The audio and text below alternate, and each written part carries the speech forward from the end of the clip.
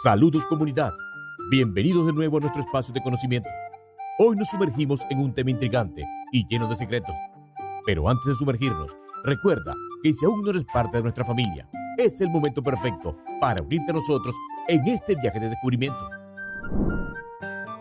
Número 1. La necrópolis que yace bajo lo que podríamos considerar la basílica más renombrada del mundo está oculta debajo de la icónica Basílica de San Pedro, en la Ciudad del Vaticano. A simple vista, esta maravilla mundial deslumbra con su arquitectura, magníficas obras de arte y siglos de historia. Sin embargo, a 5 niveles bajo la superficie, en las sombras del subsuelo, se encuentra una ciudad de los muertos, un testimonio de la fundación original del Imperio Romano. El altar de San Pedro, situado en la cima de esta estructura monumental, se asienta sobre más de 2000 años de restos óseos, con cuerpos enterrados que datan de la época de la fundación del imperio. Curiosamente, muchos de estos difuntos no son de fe cristiana. El cementerio más antiguo, que se remonta al siglo I después de Cristo, fue utilizado por paganos. Además, hay otro nivel de entierro del siglo V, representando una fascinante mezcla de paganos y cristianos. Ambos niveles abarcan aproximadamente el 90% del periodo en el que el Imperio Romano estuvo en su apogeo, desde el año 27 a.C. hasta el 476 después de Cristo. Aunque la Basílica de San Pedro es la estructura más conocida y destacada en la colina, este sitio fue sagrado mucho antes de su construcción. Sorprendentemente, se descubrió una iglesia oculta bajo el suelo de la basílica, y aún más asombroso, una iglesia adicional del siglo XII encima de todo esto. La Basílica de San Pedro, conocida mundialmente, representa la incorporación más reciente en este lugar, construida sobre su historia que se remonta a tiempos mucho más antiguos. Número 2. En septiembre de 1978, el Papa Juan Pablo I falleció de manera inesperada y súbita, tan solo 33 días después de asumir el cargo en la Santa Sede. Lo extraordinario en ese momento fue la aparición de informes contradictorios sobre las circunstancias de su muerte. Se observaron anomalías en el certificado de defunción, generando incertidumbre sobre lo sucedido al Papa con el pontificado más breve en la historia de la Iglesia. Diversas teorías de conspiración surgieron en torno a este enigma. Una de ellas apunta al Banco del Vaticano y sus líderes, quienes se consideraba que eran notablemente corruptos. Se especula que temían que el Papa Juan Pablo I pudiera revelar prácticas financieras dudosas y su supuesto asesinato habría sido perpetrado para salvaguardar los intereses económicos de la institución.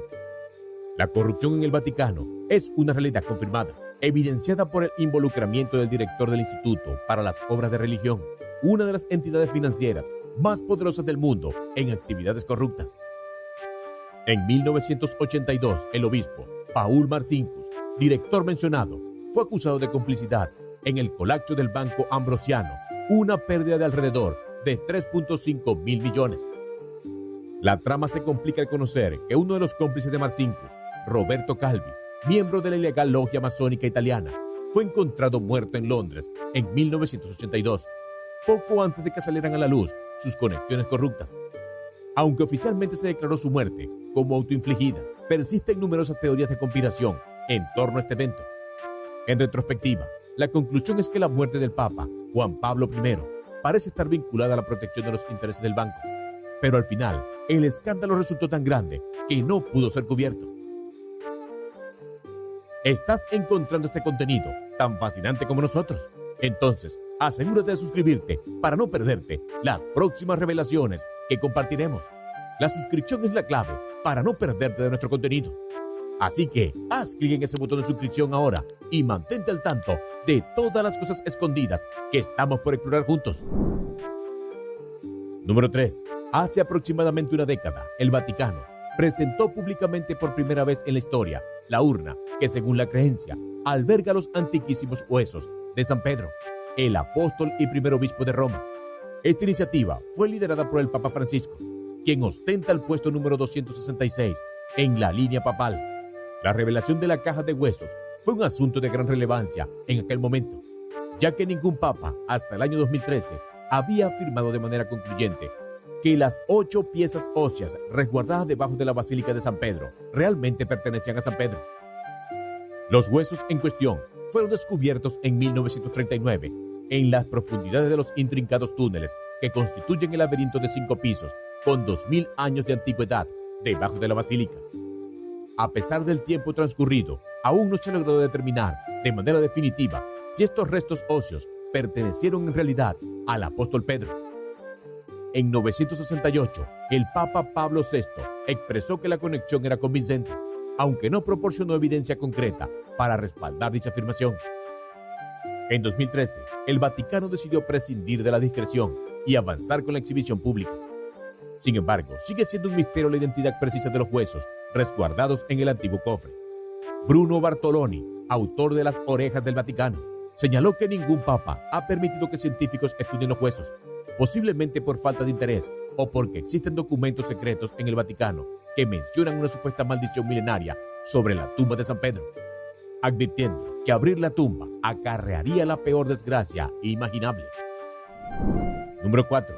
Durante aproximadamente 6 décadas, ningún pontífice abandonó la ciudad del Vaticano, marcando uno de los episodios más singulares de la historia.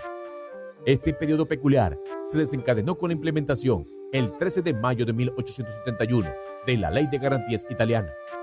Dicha legislación representaba el intento del Reino de Italia por resolver las tensiones con el papado, ya que el gobierno italiano veía con desagrado la influencia y poder del Papa sobre la población. La ley buscaba obligar a la Santa Sede a considerarse como un órgano ordinario de Italia, sin soberanía propia. Se comprometieron a tratar al Papa con prerrogativas similares a las de un monarca, pero bajo la estricta jurisdicción italiana.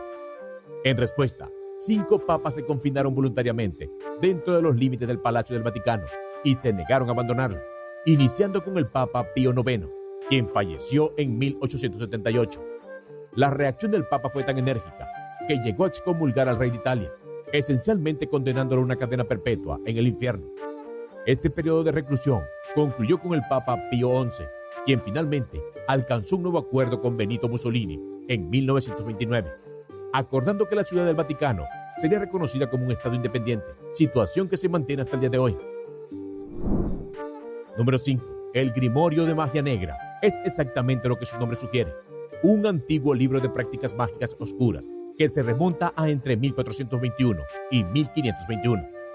Sin embargo, existen discrepancias entre los historiadores acerca de la fecha de la primera edición. Mientras el experto Owen Davis afirma que se publicó por primera vez en 1702, otros académicos más tradicionales sugieren que podría haber sido escrito en el siglo XIX, como una especie de fraude.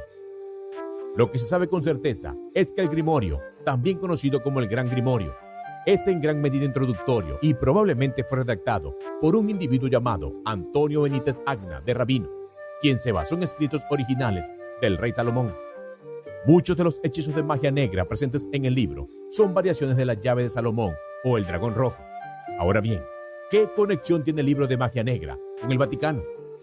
Existen rumores que sugieren que una copia original se encuentra resguardada en los archivos del Vaticano, aunque no hay certeza sobre la veracidad de esta afirmación. Algunas fuentes sostienen que dado que los archivos del Vaticano albergan una amplia variedad de textos religiosos relevantes a nivel mundial, no sería sorprendente que mantuvieran en secreto un libro que supuestamente puede invocar a Lucifer y otorgar la capacidad de realizar un pacto oscuro. Eso ha sido todo por hoy. Si disfrutaron del contenido y quieren seguir explorando juntos estos fascinantes temas, no olviden suscribirse para no perderse ninguno de nuestros futuros episodios. Denle like, compartan sus pensamientos en los comentarios y mantengamos viva esta comunidad de aprendizaje. ¡Hasta la próxima!